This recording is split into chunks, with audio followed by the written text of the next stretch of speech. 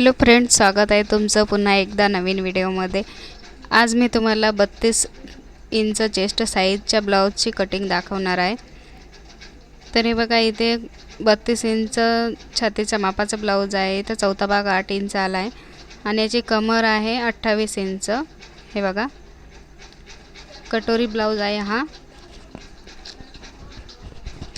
या ब्लाउजची पूर्ण उंची 12 इंच आहे। त्यामध्ये आपल्याला 1 इंच प्लस करून घ्यायचा आहे। तर इथे मी 13 इंच घेतला आहे।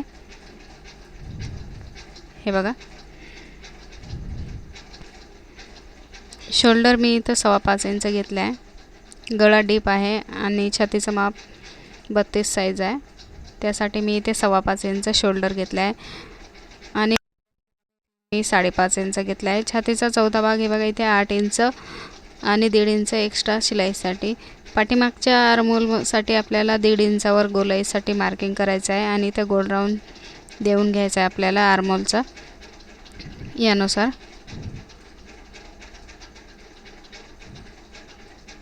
गळ्याची रुंदी इथे मी 2.25 इंच घेतली आहे। पाठीमागच्या गळ्याची इथे हे बघा, कमरेचा चौथा भाग टाकला आहे मी इथे 7 इंच आणि 1.5 इंच मागील टक्ससाठी। इथे गळ्याची मागच्या खालच्या साईडची जी पट्टी आहे इथे 3 इंचाची आहे। तर मी इथं 4 इंचाला पाव इंच कमी म्हणजे 3.25 इंच घेतला आहे मी इथे खालच्या पट्टीचं मार्किंग, जेणेकरून खालच्या साईडला अर्धा इंच आणि वरी पाव इंच गळ्यामध्ये शिलाईत जाणार। तर आपल्याला खालच्या साईडला 3 इंचाची पट्टी तयार राहते। हे बघा, यानुसार मी इथे गळा मार्किंग करून घेतला आहे आणि हे जसं मार्किंग केलं तसंच कट करून घेतला आहे। आता आपल्याला याच भागावरून समोरच्या भागाची कटिंग करायची आहे।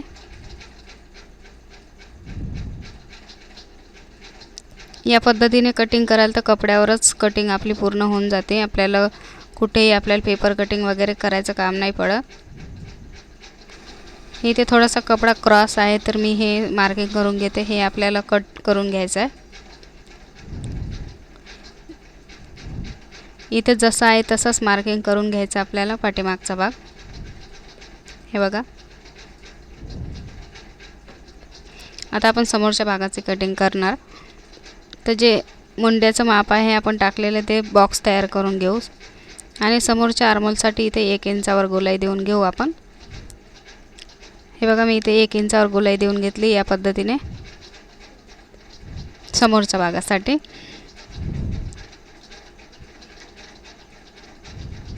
हे चुकीनं दुसरं ब्लाउज आलं होतं मापाला। हे बघा, इथे समोरचा गळा आहे 5.5 इंच तयार। तर इथे मी 6 इंच घेतला आहे आणि खालच्या साईडला मी 2.5 इंच घेऊन गळ्याचा गोल शेप देऊन घेतला आहे। इथं आपल्याला 1 इंच वर जायचं आपल्याला कटोरीचा शेप देण्यासाठी। साईज कोणती असो, 1 इंच वर जायचं। इथं क्रॉस पट्टीचं माप आहे आपल्या हुकाच्या साईडला 2.5 इंच आणि आपली फिटिंगच्या साईडला आहे 2 इंच। इथे 1 इंच मी कमी केला, जे मागून आपण टक्ससाठी एक्स्ट्रा घेतलं होतं ते समोरच्या भागाला आपल्याला टक्स लागत नाही, तर इथे मी 1 इंच कमी करून घेतला। या पद्धतीने पहिले 2.5 इंचावर मार्किंग करून एक लाईन आखून घेतली आणि नंतर अर्धा इंच वर क्रॉस पट्टीसाठी मार्किंग करून घेतलं। इथे बघा, कटोरी 4.25 आहे, इथे मी 5 इंचावरच घेतली आहे आणि कटोरीचा शेप देऊन घेतला आहे।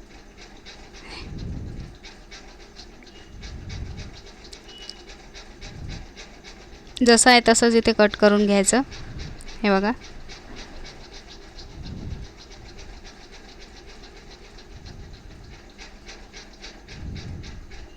हे एक्स्ट्राचं जे आपल्याला साईडला आलं होतं ते कटिंगमध्ये घ्यायचं आपल्याला। या पद्धतीने जसं मार्किंग केलं आहे तसं सेम कट करून घेऊ।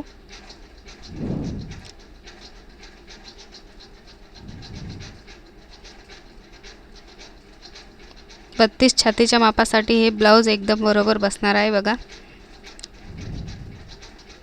इथं आपल्याला हे बिना अस्तरचं ब्लाउज आहे साधं, तर आपल्याला क्रॉस पट्टी इथे डबलमध्ये लागते। तर मी खालच्या साईडला जो कपडा वाचून होता त्याच्यामध्येच डबल फोल्ड करून घेतला आहे, म्हणजे आपल्याला जॉईंट द्यायचं काम नाही पडत। हे बघा, थोडंसं मी इथे एक्स्ट्रा घेतलं आहे मार्किंगच्या, जे आपल्याला हुकाच्या साईडला आपल्याला हुकामध्ये जाणार शिलाईसाठी.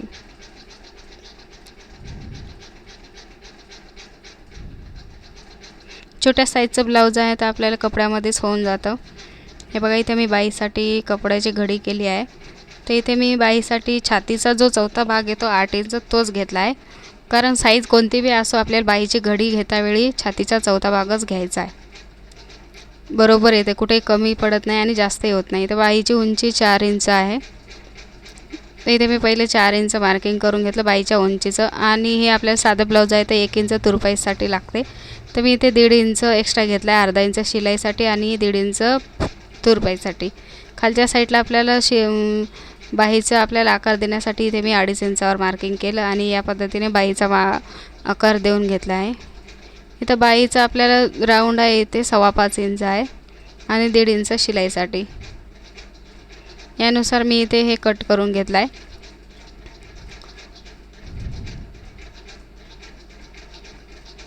इथे बाहीच्या समोरच्या भागाला शेप देण्यासाठी आपण इथे अर्धा ते पाऊण इंच आपल्याला आतमध्ये घ्यायचा आहे वरचा भाग. आणि यानुसार जो एक्स्ट्रा साईडला देतो कपडा दिसतो तो आपण कट करून घ्यायचा. आणि ह्या समोरच्या भागाचा एकदम ॲक्युरेट चांगला परफेक्ट शेप आपल्याला इथं तयार होतो. आता इथे कटोरी वाढून घ्यायची आहे आपल्याला. ते बघा तिरकस कपड्यामध्ये इथे कटोरी ठेवून घ्यायचं आहे आपल्याला, जसं आहे तसं. पहिले जसे आहे तसेच मार्किंग करून घ्यायची पूर्ण.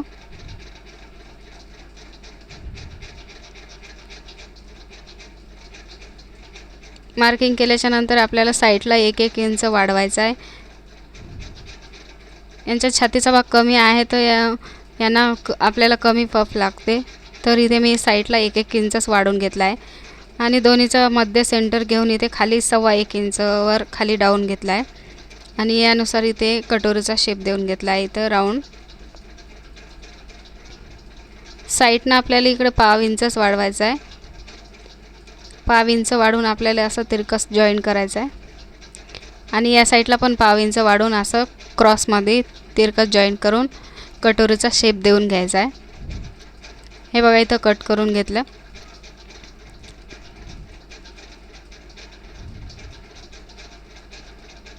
आता जो वाचलेला कपडा आहे त्यामध्ये क्रॉस पट्ट्या, कमरपट्टी, आय हुक पट्टी हे सर्व आपल्याला निघून जातं. कोणत्याही आपल्याला दुसऱ्या कपड्याचा जॉईंट वगैरे द्यायचं काम पडत नाही.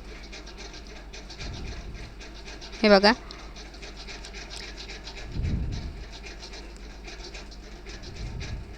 हे कमरपट्टीसाठी हुकपट्टीसाठी आपण वापरू शकतो. आणि हे याच्यामध्ये आपल्याला इथे तिरकस पट्ट्या काढायच्या 1-1 इंचाच्या पायपिंगसाठी. तर अशा प्रकारे मी 32 इंच छातीच्या मापाच्या ब्लाऊजची कटिंग सांगितली. या ब्लाऊजच्या कटिंगचा स्टिचिंगचा व्हिडिओ मी उद्या अपलोड करेन, तर तुम्ही नक्की व्हिडिओ उद्या बघा, याच्या पूर्ण शिलाईचा व्हिडिओ. ठीक आहे. जर तुम्हाला हा व्हिडिओ आवडला असेल तर प्लीज माझ्या व्हिडिओला लाईक करा आणि माझ्या चॅनलला सबस्क्राईब नक्की करा. उद्या याच ब्लाऊजच्या स्टिचिंगचा व्हिडिओ मी अपलोड करेन. तो व्हिडिओ बघण्यासाठी प्लीज माझ्या चॅनलला सबस्क्राईब करा. पूर्ण व्हिडिओ बघितल्याबद्दल धन्यवाद.